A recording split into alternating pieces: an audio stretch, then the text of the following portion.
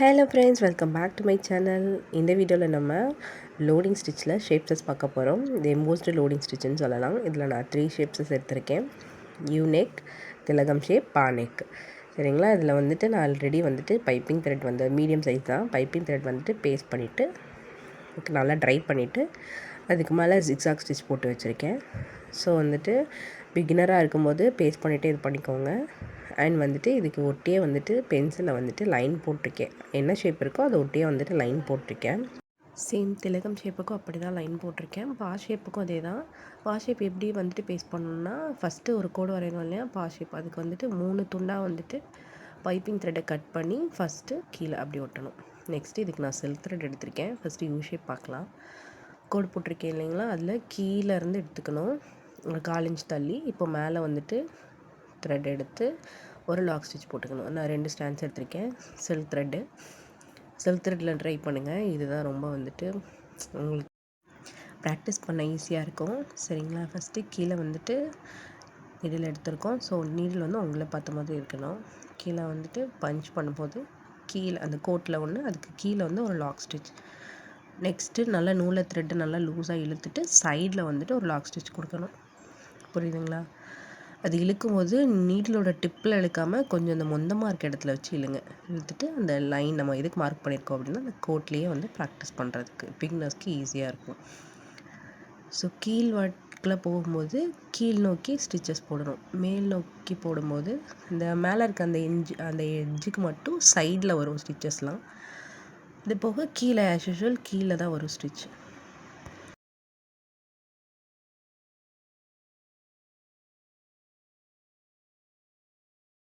இப்போ வந்து பஞ்ச் பண்ணுறேன்னா அதுக்கு கீழே ஒரு லாக் ஸ்டிச் போடுறேன்னா அதே மாதிரி உள்ளுக்குள்ளே ஒரு பஞ்ச் பண்ணிவிட்டு அந்த கோட்டோட மேலே வந்துட்டு லாக் ஸ்டிச் போடணும். அதில் சைடில் வரும், மேலே அந்த டிப்பில். இதில் கீழ் நோக்கி வரும்போது, அதை உள் பக்கத்தில் கீழ் நோக்கி வரும்போது மேலே டச் பண்ணணும். இப்போ கீழே ஒரு லூப் எடுத்து அதுக்கு கீழே லாக் கொடுக்குறோம். மேல் நோக்கி லூப் கொடுக்கும்போது மேலே லாக் கொடுக்குறோம். சரிங்களா? இப்படி தான் வந்துட்டு லோடிங் ஸ்டிச் வந்துட்டு போடணும். இதுக்கு முன்னாடி வந்துட்டு எம்போஸ்டு லோடிங் வந்துட்டு லைனில் எப்படி பண்ணுறதுன்னு சொல்லி கொடுத்துருக்கேன். அதோட லிங்க் வந்து நான் அட்டாச் பண்ணுறேன். அதை ஃபஸ்ட்டு ஃபினிஷ் பண்ணிவிட்டு அப்புறம் இந்த மாதிரி ஷேப்ஸஸ்க்கு வாங்க. அதில் நல்லா ப்ராக்டிஸ் பண்ணிவிட்டு உங்களுக்கு நல்லா வந்ததுக்கப்புறம் வந்துட்டு ஷேப்ஸ் எடுத்து இது பண்ணுங்கள். சரிங்களா? இந்த எட்ஜ் வரும்போது கரெக்டாக இந்த டேர்னிங் வரும்போது கொஞ்சம் கொஞ்சமாக குட்டி குட்டியாக நெருக்கமாக போட்டோம். அந்த ஷேப்ஸ் வந்துட்டு நம்ம அந்த கீழே இருக்க பைப்பிங் த்ரெட்டையே கவர் பண்ணணும். அந்த ஷேப்ஸும் வந்துட்டு நீட்டாக எடுத்துகிட்டு வரணும். சரிங்களா? நம்ம ஸ்டிச்சஸ்லேயே வந்துட்டு நம்ம கரெக்டாக அதை கவர் பண்ணி எடுத்துகிட்டு வரணும். கீழே பைப்பிங் த்ரெட் தெரியாமல் லைட் க்ராஸில் அப்படியே ஸ்டிச் போட்டுவாங்க. இந்த கர்வாக வர இடத்துல மட்டும் வந்துட்டு கொஞ்சம் பொறுமையாக வந்துட்டு குட்டி குட்டி ஸ்டிச்சஸாக வந்து அட்ஜஸ்ட் பண்ணி போட்டுட்டு வரணும். அப்போ தான் வந்துட்டு உங்களுக்கு அந்த பெண்டுக்கிட்ட வந்து கரெக்டாக வரும். ஏன்னா நம்ம ஸ்ட்ரெயிட் லைனில் வந்துட்டு க்ராஸாக போடுறது வந்துட்டு ஈஸியாக வந்து லோட் பண்ணிடலாம். பட் இந்த மாதிரி வந்துட்டு கர்வியாக இருக்கிறது வந்துட்டு கொஞ்சம் அட்ஜஸ்ட் பண்ணி நம்ம ஸ்டிச்சை வந்துட்டு முன்னாடி பின்னாடி குட்டி குட்டியாக போட்டு தான் வந்துட்டு அட்ஜஸ்ட் பண்ணணும். இந்த சில்க் த்ரெட்டோட லோடிங்க்கு வந்துட்டு நான் சில்க் த்ரெட்லேயே வந்து சேம் கலர்லேயே வந்துட்டு அவுட்லைன் வந்துட்டு கொடுத்துட்றேன். கம்பல்சரி வந்துட்டு அவுட்லைன் போடணும். இப்போ நான் திலகம் ஷேப் எடுத்திருக்கேன். திலகம் ஷேப்போட சென்டர்லேருந்து எடுத்திருக்கேன். அதுலேருந்து வந்துட்டு இது ஒரு ஹாஃப், ஃபஸ்ட்டு ரைட் சைடு ஒரு ஹாஃப் ஃபில் பண்ணிவிட்டு அப்புறம் லெஃப்ட் சைடு ஒரு ஹாஃப் ஃபில் பண்ணலாம். சரிங்களா? அது 2 மெத்தடில் ஃபில் பண்ணலாம். இப்போ நான் வந்துட்டு ஹாஃப் மெத்தடாக வந்துட்டு எப்படி ஃபில் பண்ணுறதுன்னு உங்களுக்கு காட்டுறேன்.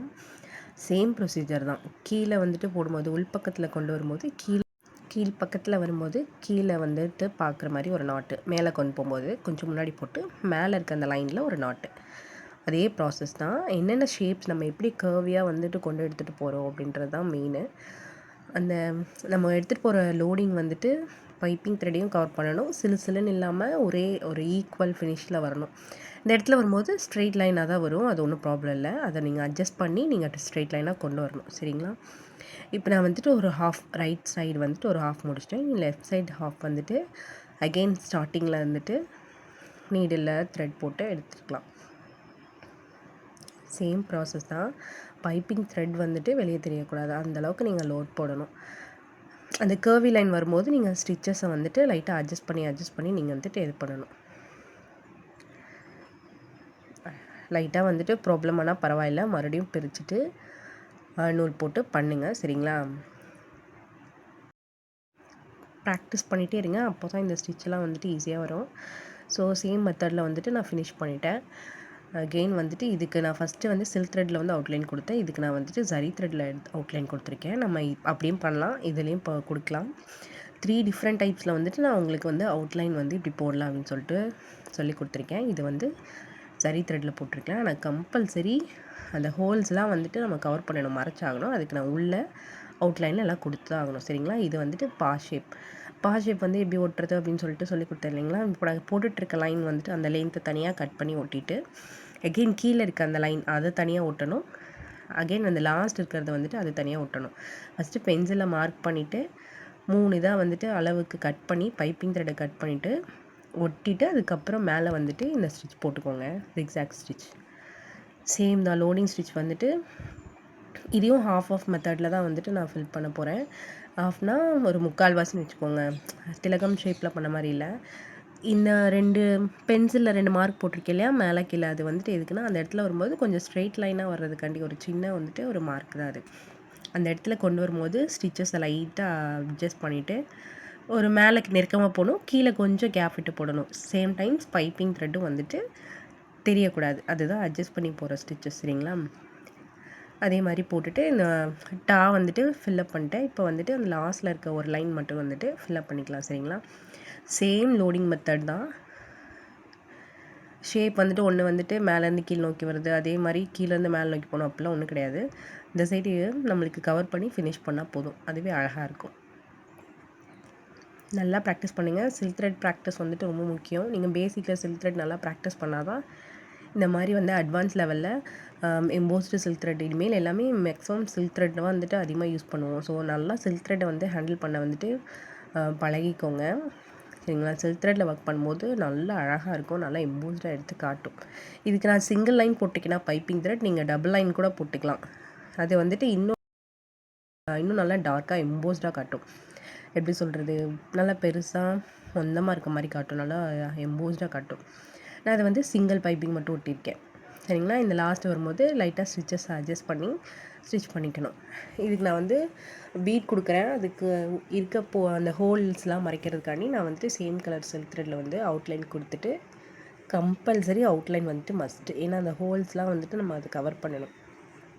ப்ளவுஸ்லலாம் பண்ணும்போது ஹோல்ஸ்லாம் வந்துட்டு அப்படியே தெரியும். ஸோ வந்து ஹோல்ஸ் கவர் பண்ணுறதுக்கு சில்க் த்ரெட்டில் வந்துட்டு சேம் கலர் கொடுக்கலாம், ஜரி த்ரெட் கொடுக்கலாம், சுகர் பீட் கொடுக்கலாம். நான் இப்போ வந்துட்டு இதுக்கு சுகர் பீட் தரேன். சரிங்களா? சுகர் பீட் கொடுத்ததுக்கப்புறம் சூப்பராக இருக்குது பாருங்கள். மேலே 2 இதுக்கு வந்துட்டு ஒன்றுக்கு சேம் கலர் கொடுத்துருக்கேன், ஒன்றில் ஜரி த்ரெட் கொடுத்துருக்கேன். இதுக்கு வந்துட்டு சுகர் பீட் கொடுத்துருக்கேன். சுகர் பீட் தான் கொடுக்கணும்னு இல்லை, நீங்கள் வந்துட்டு இதை விட கொஞ்சம் பெரிய size 3mm beat, 2mm beat அது மாதிரி கூட கொடுத்துக்கலாம். உங்களுக்கு எம்போஸ்டாக எவ்வளோ லுக்காக தெரியணுமோ அது உங்கள் க்ரியேட்டிவிட்டி தான். இந்த மாதிரி நல்லா ட்ரை பண்ணி பாருங்கள்.